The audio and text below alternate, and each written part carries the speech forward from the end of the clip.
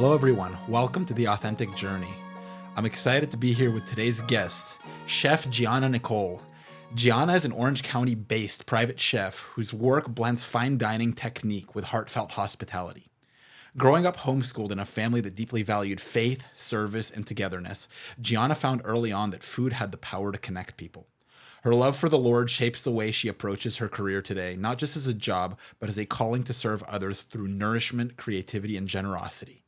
Whether she's cooking intimate dinners, crafting weekly menus, or creating food content, Gianna's heart is always the same: to make people feel cared for, seen, and welcomed at the table. Welcome, Gianna. Thank you. Thanks for having me, Ben. I'm excited to be here. Absolutely. So take me back to when you first learned about how food can connect people. What was that like for you? Yeah, I think honestly, it's almost hard to pinpoint an age because I feel like it was just always a part of me and something that I understood connected people. But I was homeschooled pretty much my whole life. All my siblings were. I'm one of 4 kids. And my mom was a super hard worker and was also working on homeschool programs for us. And then my dad was full-time working. And I just remembered there was a time where my mom maybe wasn't able to cook as much as she used to because she was working full-time. You know, have the hardest working parents ever. And I just remember like the times where we were together eating dinner and everyone was fed and happy. And I kind of noticed this like, oh, like I can come in and step in and start cooking and helping. And from a young age, I cooked with my grandma, I cooked with our nanny, I cooked with the housekeeper. And so I kind of got to a point where I could do it on my own. And I started just cooking dinners for my family and noticed how much my mom appreciated that and my siblings appreciated that. And that's kind of when I think I first realized like how much it meant to people and how much just nourishment and health is so important for you to do what you need to do, and how my parents were working so hard that they needed the help in that way. And it was a fun thing because I got to go grocery shopping and do it on my own and cook and use my parents' credit card, but then cook for everyone. So that's kind of when that started, when I realized that it touches people and connects people. That's amazing. And Yeah. do you remember what you liked to cook when you were younger? I loved cooking everything. Like I loved learning what food was part of somebody's culture. Like our housekeeper taught me how to make a lot of authentic Mexican cuisine. My grandmother was Italian, so she taught me how to make, her Italian recipes. I learned from some different Italian chefs. I learned like a little bit of Asian cuisine as well. But I just loved cooking what that person knew, kind of thing. I just loved learning different things like that. And at what point did you realize that you're like, hey, I love this a lot. I would like for this to be a part of my adult life. I want to do this not only for a living, but to serve other people and to connect other people. I think I realized that I wanted to do it for the rest of my life when, gosh, it's almost hard to remember because it just felt like it was always a part of me, from watching the Food Network to cooking Thanksgivings. And I just was so eager to be a part of cooking and bringing the family together in that way. And I think definitely seeing people too on the Food Network growing up, I would rush to the TV on Saturdays or Sundays to be the first one to grab the remote out of my siblings so that I could play what I wanted. And it was the Food Network. Like that's what I loved to watch, even as a young kid, and just seeing all these people on TV and cooking. I was just like, that's what I want to do. I just knew that's what I wanted to do somehow. So probably, seeing the Food Network was like a big part of that. That's awesome. And then you talk about your family and the positive reinforcement that you received. Your family loved your cooking and they appreciated that you did it for your family. Talk about how the positive reinforcement from your parents has helped play a role in shaping who you are today. My parents gave me so much positive reinforcement, honestly, with everything that I did. And I think they always made me feel like you can do anything that you set your mind to. And you don't need somebody else always to teach you or to hold your hand, but you can teach yourself, which is what I learned with homeschooling. That's kind of why they homeschooled us, right? Because they wanted us to explore all of our passions, everything that we loved, and still learn all the fundamentals that you need to know as a kid. But they were just so supportive of me and always encouraged me and gave me positive critiques when needed. And so I think that's a huge thing that parents should always, reinforce what their kids' natural talents are. That's awesome. And not just natural talents, but it seems like you're very passionate about it.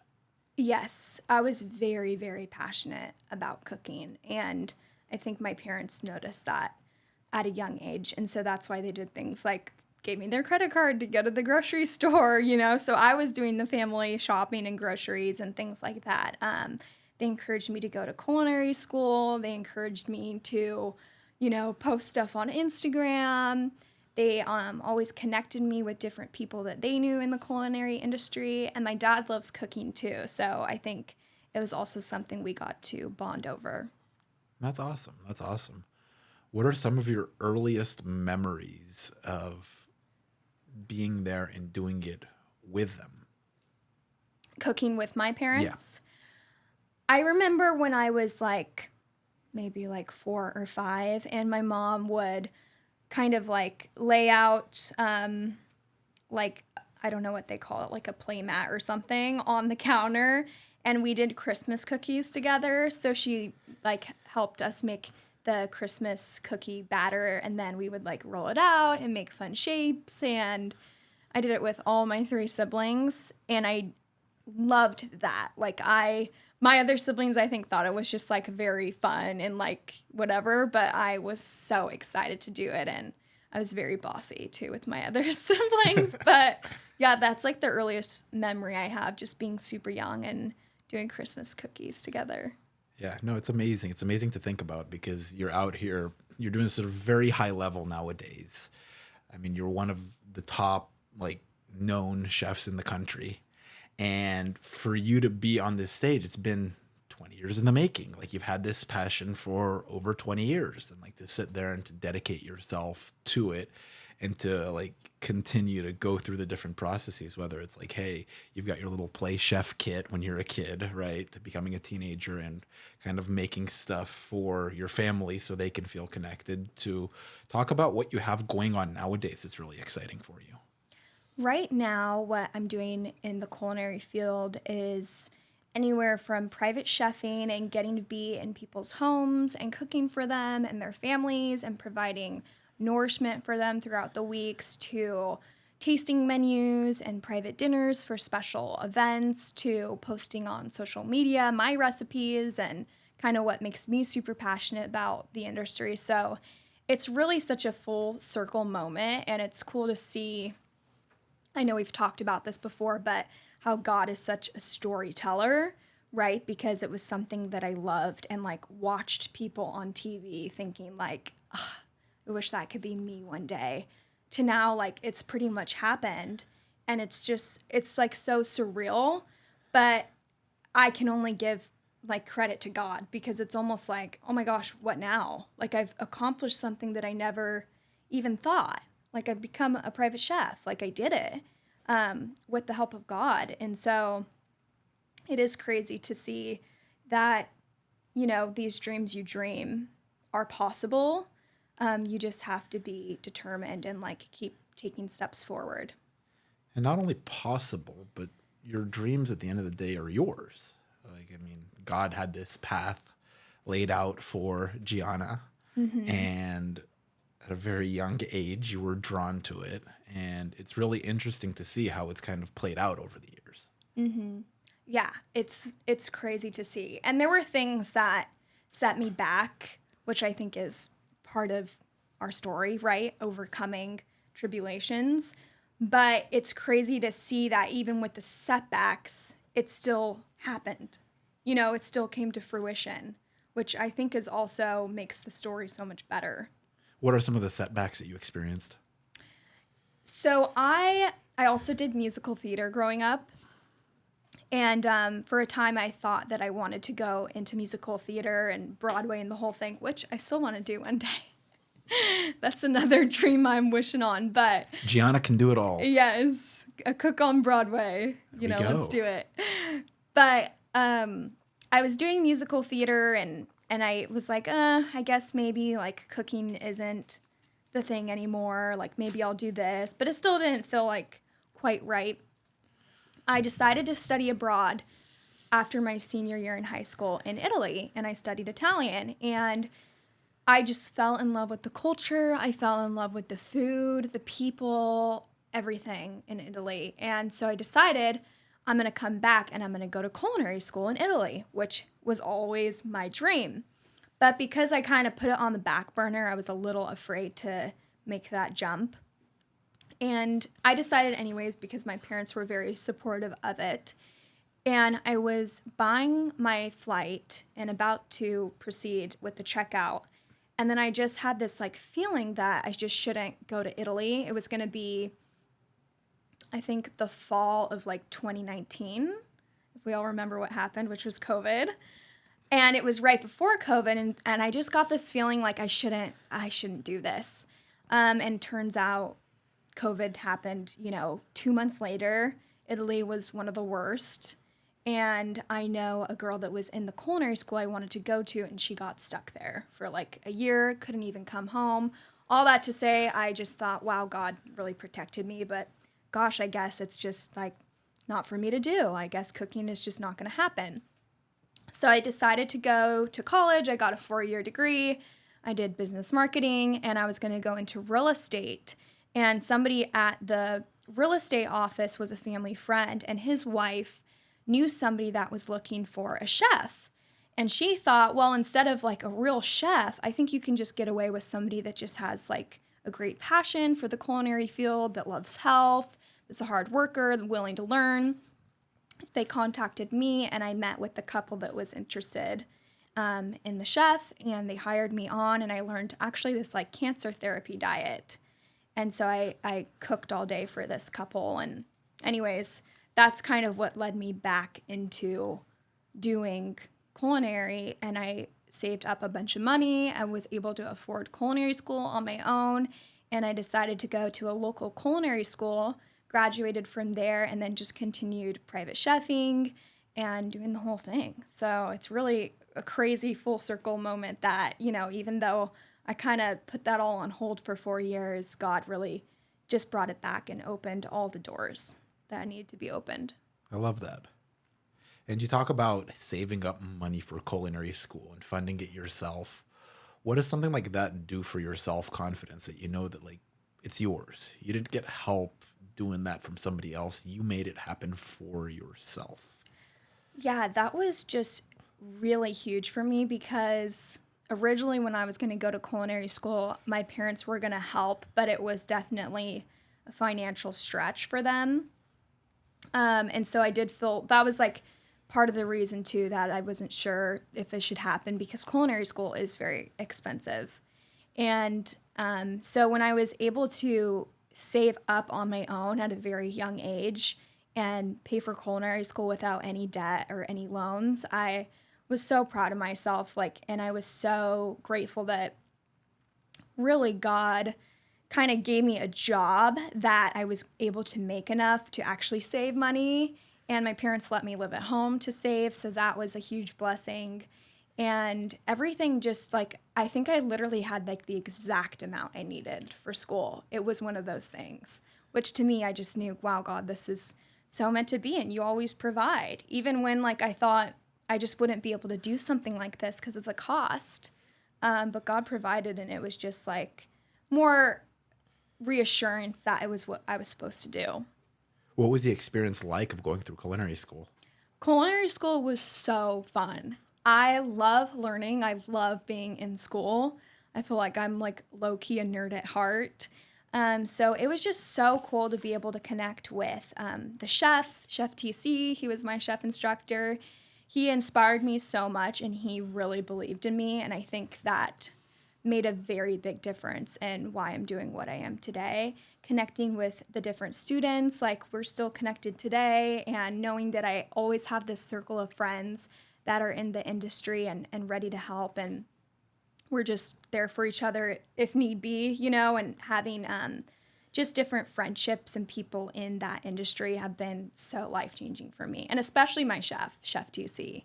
Like, I just think I was so blessed with like the best chef instructor anyone could ever ask for. And he just really, really believed in me and inspired me, like in more ways than I can even describe. That's awesome. And you're now at a spot where you get to inspire others. I hope so, but yeah, I think I am able to do that, and it's really cool too when you hear back from people that they're supporting my journey or they love my recipes and things like that, or encouraging me to write a cookbook, and it's like, gosh, like this is crazy. Like I never imagined this happening one day, but with social media too, the people that are following and supporting me, even though I'm a very small influencer at this time, like they're the reason that I get to do a lot of what I get to do. And because of their support, I've gotten so many more opportunities. So it's really cool. I'd love to find a way to like give back to the people that have supported me, because I seriously wouldn't be as far as I am in the industry without them. Awesome. And you talk about your journey of sharing like your journey on social media. What's that been like, and what kind of got you started with that? So I started sharing on social media probably when I was about 15, no, 16. I started sharing on social media when I was about 16. And it was about the time where maybe Instagram was only around 3 years or so. And blogging was super huge in the food world. And I started posting on Instagram just my recipes, because I had friends that kept saying, "Oh, you should post like your recipes. Like we love like your food, but like, if you post it, then we can all see it." So I really just started Instagram for my friends to get the recipes I was making, because I made a lot of like gluten-free, dairy-free, healthy treats, because long story short, I had a lot of health issues, but my friends wanted to see the recipes, so I started Instagram for that. I started blogging, and it started doing really well. And I started getting like collabs with some brands. I got to create some recipes with their products, and then they posted it on their blogs and their sites. And that's kind of what started the whole thing. And then I kind of slowly got busy with college and things, and I just stopped doing it for years. And then I picked it up back again right after I graduated college, when I was working for this couple in Laguna Beach doing the cancer therapy diet. And so that's kind of when my real social media journey maybe started. And then I kind of have been posting mostly consistently since like 2 years ago. Okay. And then you start posting on social media.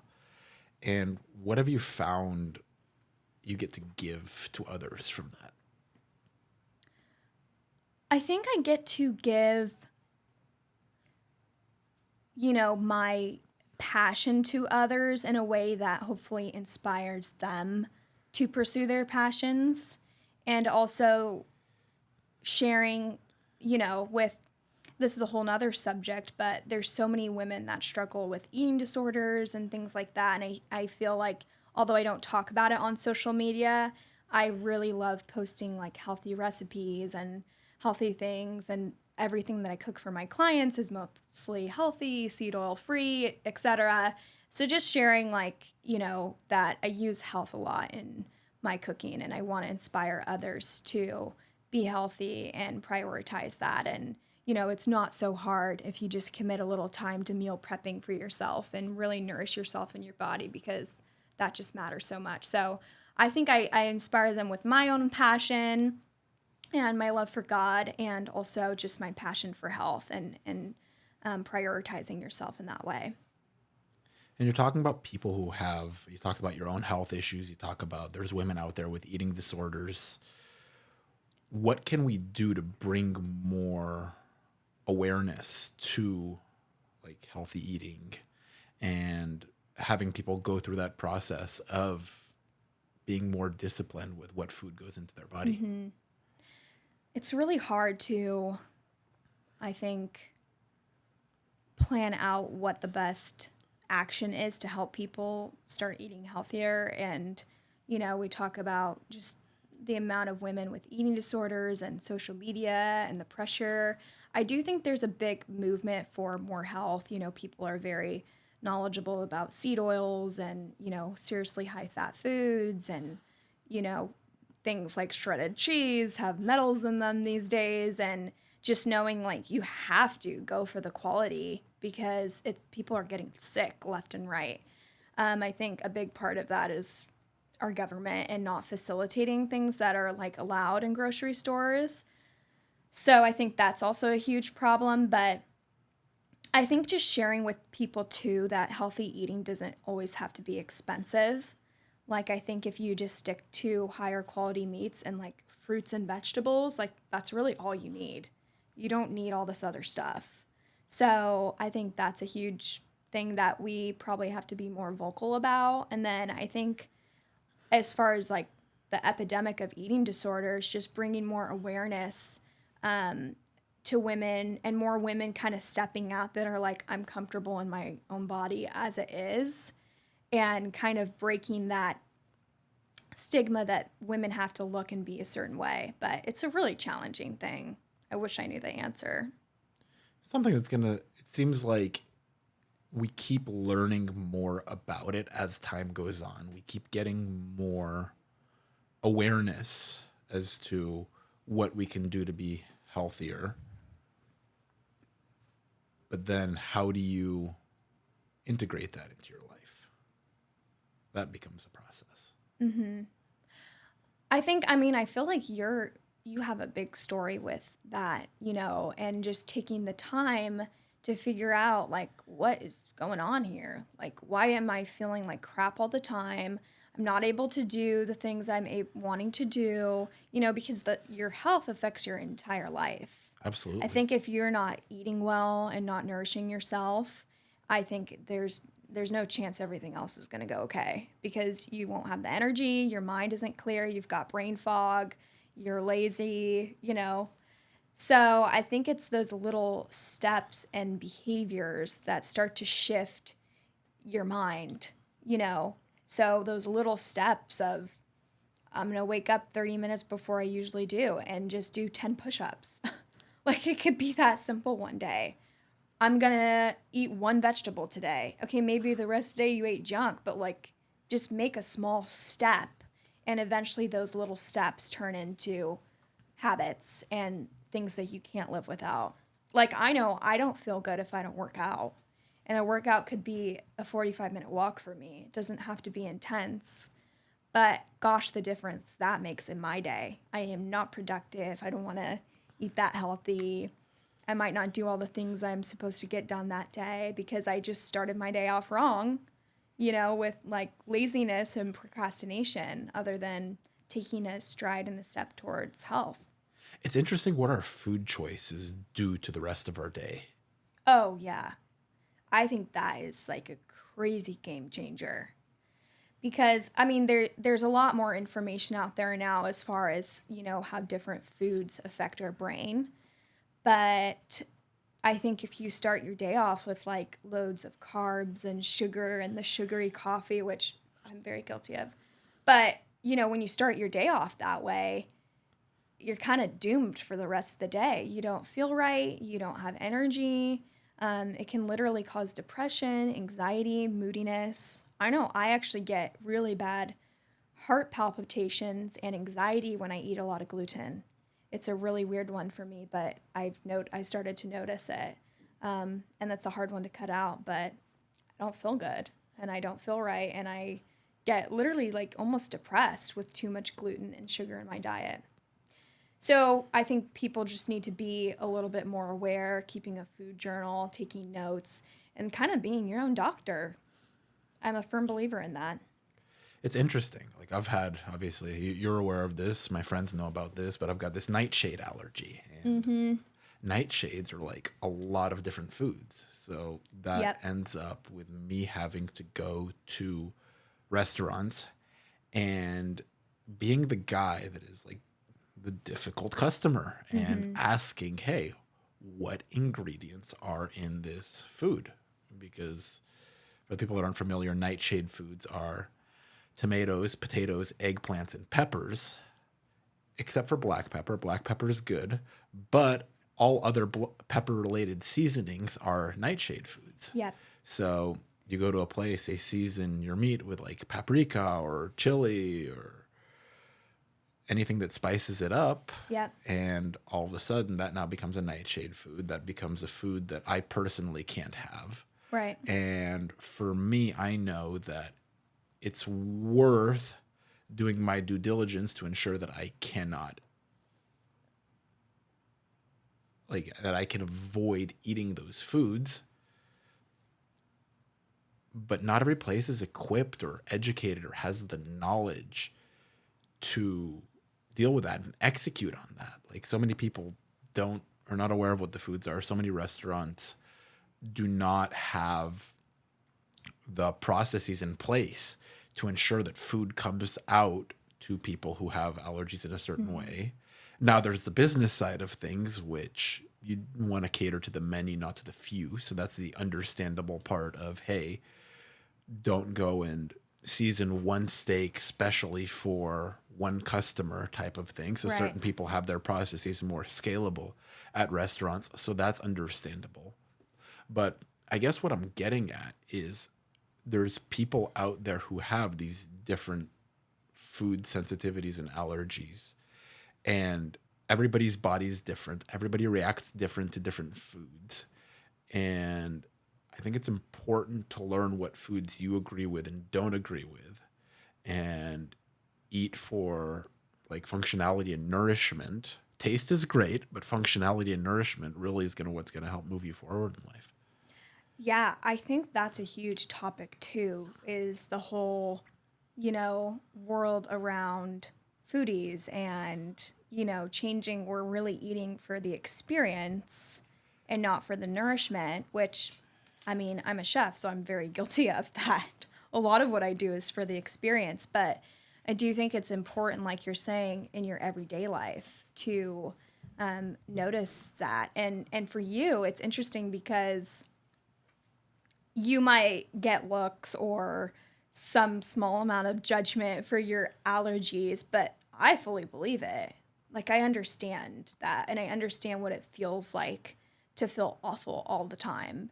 And so when you're on the other side of that, it's like, there's no way in heck I am letting anything get in the way of me feeling my best. And for you, it's nightshades. Yeah. And you know that. And it's also very scientific that nightshades affect a lot of people. I went on a diet for my autoimmune thing, and a huge thing was nightshades that I couldn't have because they cause inflammation for a lot of people. And it's part of because how certain foods are chemically processed today. But yeah, you have to be strong in kind of sticking to your gut and knowing, like, I might get looks, I might be the difficult one, but I have to do this in order to stay healthy for myself. And I think that ideology transfers to everything in life. Like, I'm going to get up early. No one's pushing me. I'm going to spend time with God. No one's pushing that. I am going to stay strong in my beliefs. I might get judgment, but it's all of those little things tie in together. So I think you prioritizing your health is like a huge step in all of those other directions too with your life. It's true. It's very true. And you talk about like eating for experience, which is something a lot of people do. How do you merge that world with eating for experience, but also eating healthy? Is that something that can be put together? Like, as you as a chef, can you create an experience for people, but also allow for them to eat healthy? I 100% believe we can merge eating for experience and eating healthy. I think one example is, some of my clients, I go to their house and I meal prep for the week, but then I oftentimes make a fresh dinner for that night. So in my opinion, both the meal prep can be an experience in the way that I plate it and making it look elegant and appetizing and not like boring health food, which can literally be like the perfectly crisp sweet potatoes with an elegant little, fresh herbs on top. And it's crazy what that does to the eye visually. But you're having two very healthy items there. So I do try to make my meal prep very visually appetizing. And so I think that's an experience in itself, kind of knowing and looking forward to a really healthy meal that looks beautiful. And then on the other end, these fresh dinners or experiences that I do for people, I don't use seed oils. A lot of times I don't do dairy. If someone's gluten-free, that's not a problem for me. So most of what I do is definitely on the healthier side of things, sourcing my ingredients from local butcheries that I go to, farmers markets, things like that. So I think where the foodie stuff kind of gets crazy is when you're seeing videos of somebody trying this like, $50 hamburger with double Wagyu and, 3 slabs of American cheese. And not that you can't do that. It's definitely fun to do things like that. But I think when that just becomes overconsumed, then it just becomes a big problem. And it becomes for the experience rather than, that food really is to nourish ourselves. And we're also kind of taking advantage of such a blessing that we have when other countries are starving and we are just over consuming here. So it is kind of crazy when you think about it that way. And you talk about other countries struggling with food and we're over consuming. Can you talk more about that? Yeah, so there's so many countries that still to this day, and it's sad. It's like you don't even hear about this stuff in the news. Countries that don't have sustainable products and don't have the means to getting fresh produce, communities that are on food stamps with like the most awful sourced, quality of food that you could ever think of. And then so many of us, not just in America, but other countries as well, are, going out to dinner and getting 5 appetizers and 3 entrees and 4 desserts and, over consuming in our homes, over buying things in our homes, letting so many things go to waste when there's people like starving down the street. It's kind of a crazy thing to think about. So I'm not involved in that world. I would love to be, definitely, with what I do, to really get more high quality food to people that don't have access to that. But I think one thing we can just do in our own lives is just be more mindful of what we're buying and consuming and not over consuming things and taking advantage of the blessings God's given us with food and nourishment and things like that, with all the great restaurants we have, And I go out to eat, of course. It's not like you can't enjoy your life, but just being more mindful, I think, of how God's blessed us and not taking advantage of that. No, and it's interesting because you talk about that. You talk about restaurants having certain ingredients. And I think the restaurant business is a very difficult business to begin with from a profit margin standpoint.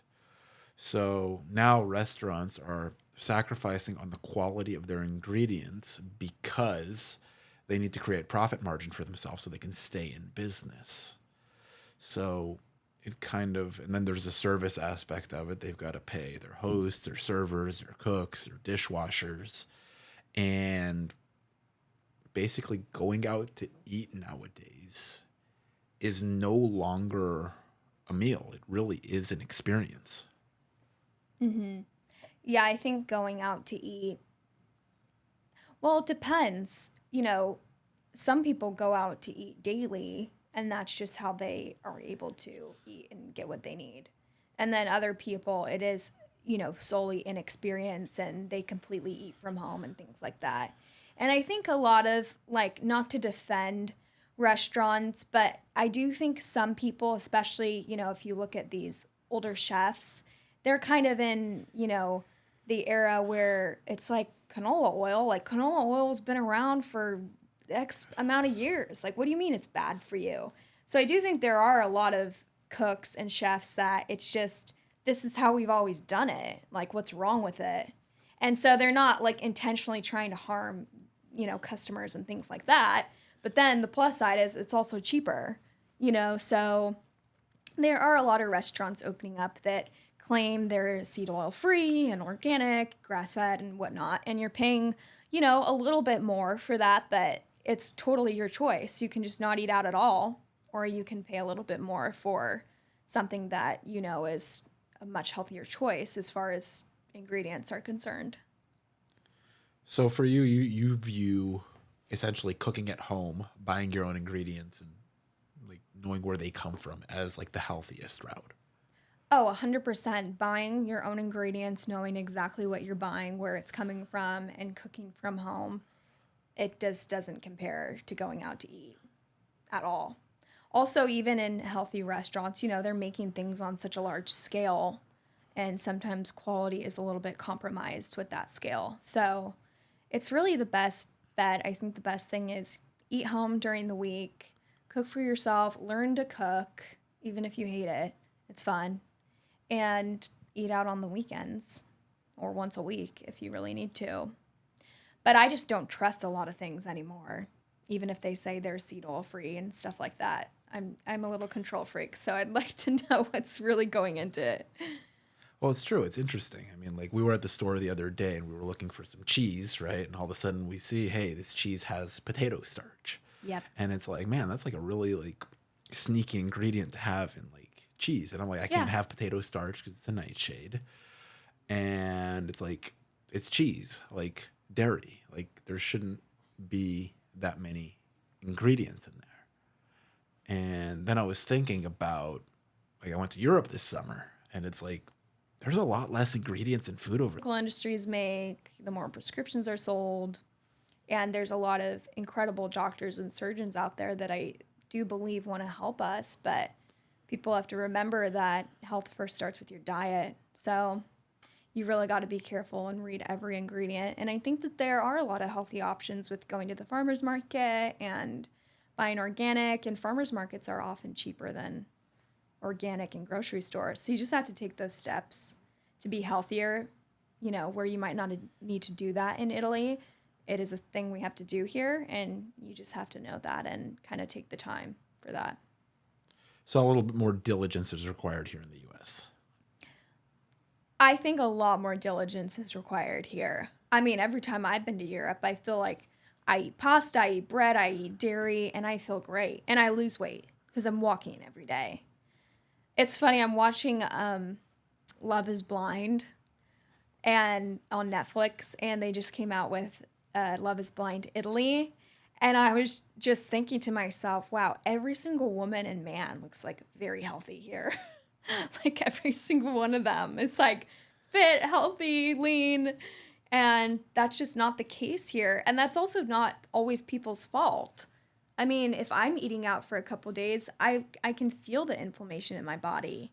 I probably will gain a couple of pounds. So it's unfortunate here that the food really it's just full of chemicals and inflammation.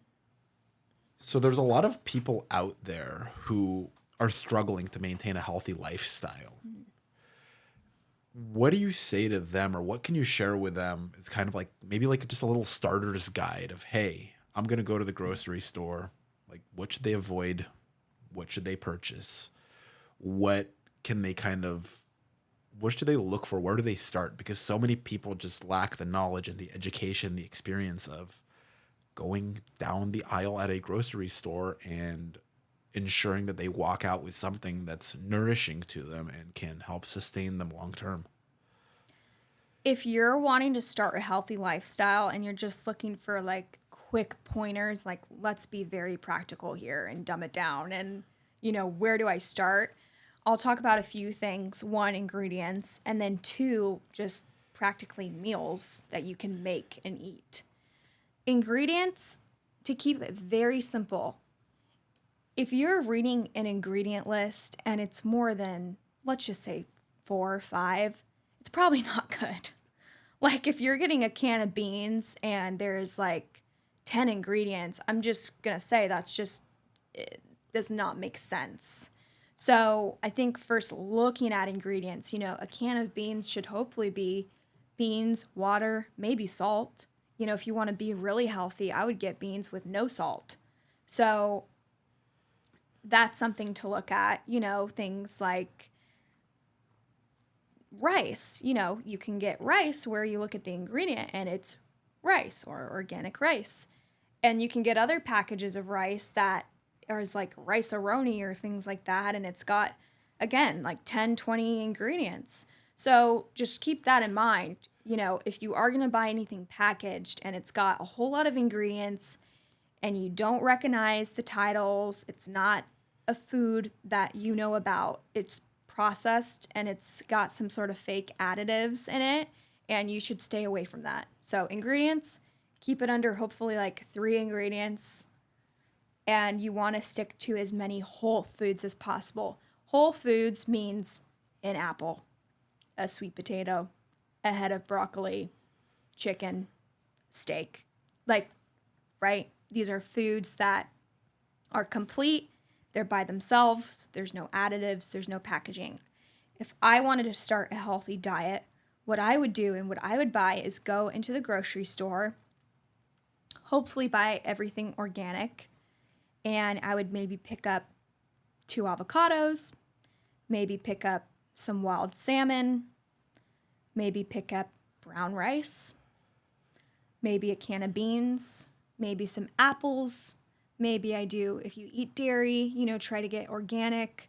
Greek yogurt is the best, or coconut yogurt, and maybe some organic eggs. And if you really, really, really love bread, sourdough is great, and just look for a sourdough that has very minimal ingredients. Okay, so from all these things, we can make half of an avocado with your cooked salmon. Maybe you just throw it in the oven with some olive oil and lemon, and you've got your salmon, avocado, and maybe you just make a bunch of rice that's going to last you a whole week. So you just have a complete meal right there that tastes great, not a lot of additives in it. Maybe you use a little olive oil, and it's very healthy.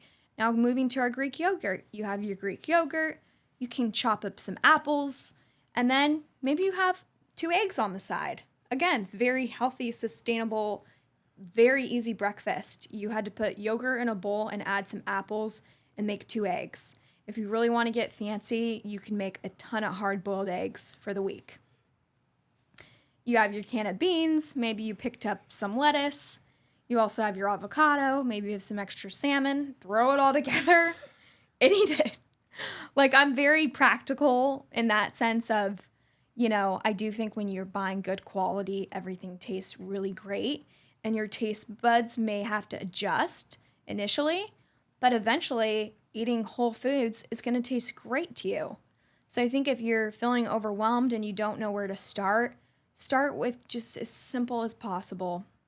Make a little list, buy 2 different types of meat, buy a grain, buy 2 or 3 fruits, buy some avocados, and you can make that last a whole week. How do people get more educated on which ingredients they should be ingesting into their body? I think the main thing to think about with knowing what ingredients to inject, the main thing with knowing which ingredients to ingest is no seed oils. I mean, most people know that at this point. Most dairy is just not good for you unless you're going to do raw dairy. Gluten affects a lot of people. High sodium affects a lot of people. Your best bet is buying fruits, vegetables, potatoes, if you can have it. Grass-fed meats. You can have sweet potatoes. You can have, sweet potatoes are so much better than regular potatoes. So, but that's what I would say. If you don't know what ingredients to buy, just don't buy anything packaged. It's that simple. So doesn't that leave you essentially basically just with farmers markets and buying directly from the people who are actually growing the food? No, like you can go into a lot of grocery stores and buy fruits, vegetables, potatoes, maybe some grains. I mean, you're pretty safe with most grains, and meat if you eat it, and fish. So you don't have to go to a farmer's market, but you will get better quality at farmers markets, and depending which farmers market you go to, oftentimes they're actually cheaper than grocery stores. So that's definitely a really great option. And when you go and you meal prep for clients, what do you try to keep in mind when you plan that stuff out and what they're going to eat for the week? As far as ingredients or just planning the meals? Both. With ingredients, luckily, I think most of my clients love eating organic and grass-fed, wild-caught. And so I just go to my grocery stores and butcheries that I know will provide those items for me. So I love Mother's, and then I do the Irvine Farmers Market on Saturday mornings, and I go to Sections, which is my favorite butchery, and I sometimes go to The Butchery, which is in Costa Mesa as well. And then meal planning, it usually is a protein that I choose, and then depending, kind of what they like to eat, whether they're high carb, low carb, it could be like a salad with some healthy fats. It could be, a grain with a vegetable. It really just depends what the client wants. So I always tailor all my menus around what macros they're trying to reach, what their goals are, what type of diet they like, and everyone's very different. So again, so the goal of more so keeping your clients healthy long term. Yes, 100%. I think I'm really grateful that all my clients enjoy eating healthy as well, because I think there's just a lot more awareness around that. But my goal is to play a part in that. I just don't think I could, in my right mind, make things with seed oils and, something that's completely toxic and full of parasites and whatnot and feel good about that. Like, even for myself, I have to only make things with the best quality that I can find. That's good. That's good. I guess it's a recipe for long-term success and health. Mm-hmm. And shifting gears a little bit to success, talk a little bit about what would you say to somebody who is younger and kind of looking to take on a journey of like entrepreneurship and trying to live out their dreams, whether it be in the culinary field or in other fields or social media kind of marketing and influencing? I think what I would say to a young person that has ambitions and dreams and is kind of wanting that to come to fruition is, for me, I guess what has worked is a relationship with God. I just don't believe I would be where I am today without God. And what I mean by that is, when you put God first in your life, He causes the doors to open. He shows you what path to go down. He speaks to you. He tells you who to trust, who to not. And it's really like almost like this like magical resource. Like, you mean if I trust God and hand over my life and my will to Him, that everything is going to work out? Yeah, 100%. And it doesn't mean you're not going to have setbacks and difficult things that may come up along the way. But again, God will hold your hand and walk you through those things. One of my favorite verses is, "Seek first the kingdom of God, and all these things shall be added unto you." Well, what are all these things? For me, it was, well, what school do I go to? I want to do cooking, but I don't feel like I can afford it. Well, I had to seek first God, and that meant for a time going to a normal university, and then God gave me the money to be able to afford culinary school.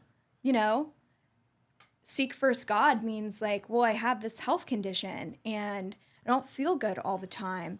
You mean if I just like spend more time with God instead of scrolling through social media, overworking myself, doing all these self-help books that aren't getting me anywhere? You mean that if I just seek God, my health issues will fade? Yeah.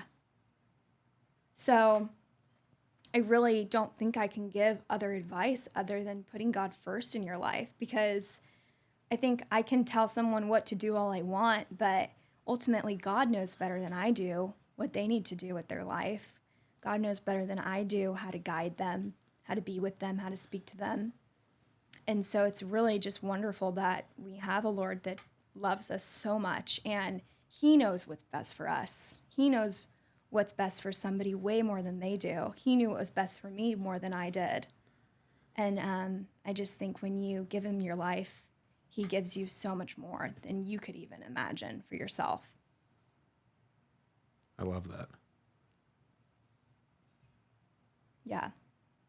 It makes me emotional to think about, like, how much God loves us. But He does. And you know that too. I think God's been a big part of your story and why you're here today, and you've been able to overcome so much. I mean, God's presence in your life is second to none. I mean, it's the most prevalent thing that we have in our lives. And whether it's any type of any religion, spirituality, your path is yours second. It's God's first. 100%. Yeah, I love that. Yeah, because I think we forget that God ultimately knows what is best for us, right? And sometimes when you try to do things in your own power, in your own will, you get half as much done as you would have been able to with God's help. Yeah. Talk to me a little bit about your health issues and how God has played a role in helping you, guide you through that in your life.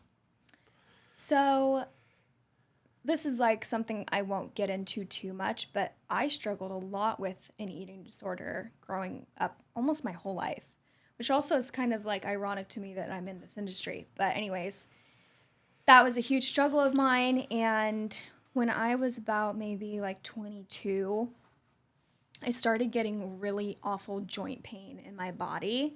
And I thought I had arthritis because as I described the symptoms to my doctor, she said, this sounds like arthritis, but you're so young. And also nobody in your family has this. So with doing some more blood panels and deeper searching, I got diagnosed with Hashimoto, which 1 in 3 women in America have. So it's a very common autoimmune disease amongst women.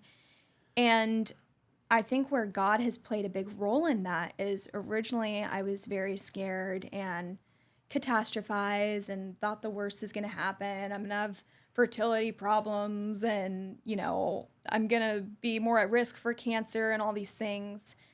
So I think God really started working in me about just trusting him and listening to his voice and his guidance, because there's a lot of voices out there as far as what diet I should eat and, what workouts I should do and not do, and like how many hours a week I should work and resting and all these treatments that cost like crazy amounts of money. And I was pursuing all of that for a time and wasn't getting better until I kind of realized that this health issue is more of an internal thing for me and a spiritual thing than an outward thing. And it could be anything for me from stress and taking too much of my life into my own hands, perfectionism, holding myself to a standard that is unreachable, caring too much about my image, what other people think about me, people pleasing, not taking care of myself first, not committing enough time to God. All of these things I really believe played a role in me getting this autoimmune thing. And even now I have to work on this a lot, but I believe from the word that life and death are in the power of your tongue. So when I speak out, I have Hashimoto's, I'm autoimmune, I struggle, like I just feel like crap all the time, I'm tired all the time, my joints are always aching. The more I spoke all of that out, the more it was happening to me. And as I started just speaking what the word tells me, by his stripes I am healed. I can do all things through Christ who strengthens me. Those words are edifying and they're true. And it started healing me slowly. And I'm still in that process. I still get setbacks. And some days I'm in terrible pain and can't get out of bed. But I have kind of come to a conclusion that more than even meeting with doctors and that sort of thing, although that's still a part of my healing journey, I think a big part of it has been just coming back to the Lord and spending my time with him, giving him my first fruits and listening to his voice with what I need to do to get better. And I think God also provides, as he opens doors, the doctors we need to talk to and the treatments we need to do. And gosh, like maybe you should stay away from these types of foods. So I believe that you just only go to God and you don't need to like be healthy and go to doctors and get blood work done. He wants us to do both. So, but God's definitely been the biggest part of the healing journey for me. What do you think you were being led to? I think I was being led to, or I think what God was trying to speak to me was, I was pursuing so many things, pursuing success and pursuing entrepreneurship, and I was forgetting about God. Honestly, that's what was happening. And I think I just kind of realized, you know, what does it profit a man to gain the world but lose your own soul? And that's kind of I think what was happening to me. I was starting to lose myself in what I was doing and things that I was accomplishing. And I think that led to me getting really quite sick. Not taking care of myself, my eating disorder in the past, right? Not grabbing a hold of that has also led to a lot of the issues that I had in the past with my health. And that all kind of just comes back to my relationship with God and what I put first in my life. So that's always been like a thing for me to determine where I'm going, where my health is. When it gets bad, I know it's because I'm not spending enough time with God. What did you view as success? I think success to me in the past was money and probably recognition. Those two things.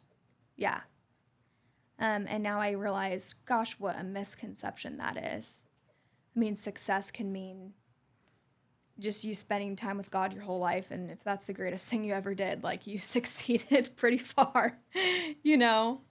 But I still struggle with that idea. And just, you know, with the society that we live in, it's really easy to get caught up in what the world says is success, which really is money and recognition. Well, it is to a lot of people, but it's almost the greatest illusion to keep us distracted from the life that we can live on a soul level. Like you sit there and you think of all the physical world distractions. Mm-hmm. That's a great observation. Yeah, everything can be such a distraction against what really matters, which is your spiritual well-being. Like you talked earlier about the burger with like 2 patties and 3 blocks of cheese, Mm-hmm. or money or cars or Yep. watches and houses and boats and planes. And like at the end of the day, all of those things are great if they're a part of your path. But getting those things alone isn't what is going to move your soul forward. Getting those things for the sake of growing yourself and your soul can be very purposeful. Mm-hmm. But singularly chasing some of those things, I mean, like going and eating a burger with 3 blocks of cheese, like we've all done it. We're all guilty of it. I've done it many times, right? Makes you feel, oh my God, this tastes delicious in the moment, right? And it's a good reminder very shortly afterwards where it's like, I probably would have felt better if I just ate a lean steak. And I think that's kind of God's way of telling you that, are you going to choose instant gratification for like the physical world offerings and physical world distractions, or are you going to choose like not only delayed gratification but permanent gratification and doing the things that actually makes your soul move forward? 100%. You know, like you're saying, Ben, it's not wrong to have money. God blesses many of us with that, you know, and you can use money for a lot of wonderful things, and you can use it to help a lot of people. It's not bad to want to go have the burger, right? To a degree, treat yourself to a little something, right? But when it comes this obsession over those things, the obsession for money, the obsession over things you don't need, the obsession over the status, that's when you start to lose your soul, like you're saying. And it's not wrong to have some of those things along your path, but when that's the end goal, you completely lose sight of yourself. and what God has for you. And what God has for you is way greater than all of those things. And I think something that helps me, because I'll be the first to say I struggle with all of that. It's a daily battle for me, remembering it's not about the money. I have more than enough. It's not about the status. It's not about the clothes I wear. It's not about, my version of success. It's not about what I look like and being the best looking person in the room. It's not about any of that. I struggle every day still. And that's why I have to pick up my cross and follow Jesus, because he's the one that reminds me that there is life beyond this life. And this life really is a test, and it's meant to draw us closer to God before we get to meet the Lord, face to face. And so I think when you can kind of remember that this life isn't all that is here, like this is really just a flash before us, it's a little bit easier for me, at least, to kind of let go of my expectations of these physical things that I want that really are not going to be coming with me in my next life in heaven, No, and it's interesting, all of different people's like beliefs, right? Like you go like a couple thousand years ago, like the Egyptians would bury themselves with their treasure because they believed that they could take that with them to their next life, right? And and there's certain beliefs of, hey, like how do I impact as much as I can impact in this life, like touch as many souls as I can touch. Like you look at somebody like Jesus Christ, for example, born over 2,000 years ago, right? Think of how many people his one life has touched. How many souls have come together and basically said, hey, I see this man, Jesus Christ. He is a model of the type of person that I could or should be. He's had an impact on me. I would like to follow him. And then you sit there and you look at your life today, 2,000 years later, and to a certain scale, right? It's like, how many souls can you touch in your life where people are like, hey, like, this person has an impact on me. I see what they're doing. They're living life in a way that moves not only their soul forward, but touches other souls and moves them forward. Mm-hmm. Yeah, it's a really interesting thing to think about. And I think it's kind of back to that topic of what really matters, right? Like we're saying, does the success and your version of that matter, or is it the people you impact and the people that you're able to uplift and bring to a relationship with God along the way? I think, if we were all to be at our deathbed right now and look back, I don't think we're going to be thinking about whatever amount of money we've been able to accumulate through the years, the success, the people we've met. I think we're going to think about what impact did I make on the people around me. And I think as a Christian, for myself, for me, it's really learning, not always to preach at people and make people feel judged for where they're at, but just showing people my character, which ultimately is the Holy Spirit in me, and sharing that with others and hoping that kind of makes them think like, gosh, why is she different? Or why is she handling such a hard thing with so much grace and joy? And the only answer for that is it's not me, it's the Lord. So that's the impact I hope to make. But it is a really cool thing to think about that we are able to do that on this earth. It really is. It really is. And you look back at who you were born and who you are today and who you're going to be. Who is Gianna? That's a tough question, Ben. Gianna is now Chef Gianna Nicole, right? I think that's what we can say.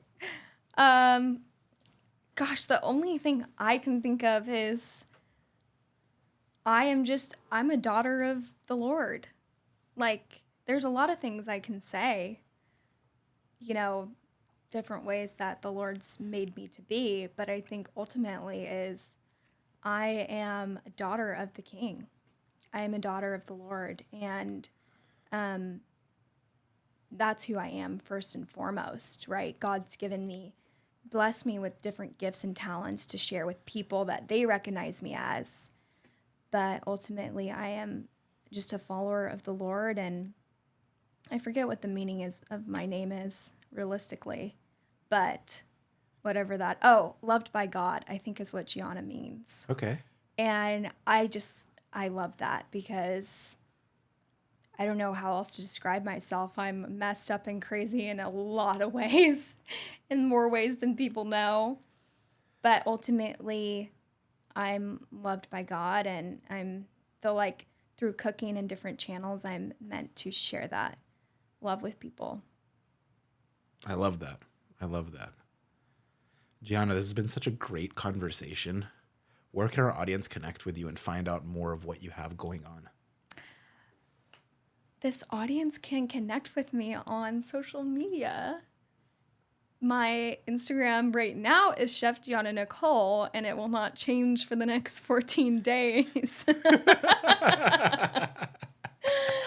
But I think Ben's convinced me to keep it that way. So you can find me at Chef Gianna Nicole on Instagram and Gianna Holiday on TikTok, but it could change. Well, just look up Gianna and some Gianna, of the chef stuff. yeah. And if you see a girl cooking a bunch of stuff, then that's probably her. Hopefully it's me.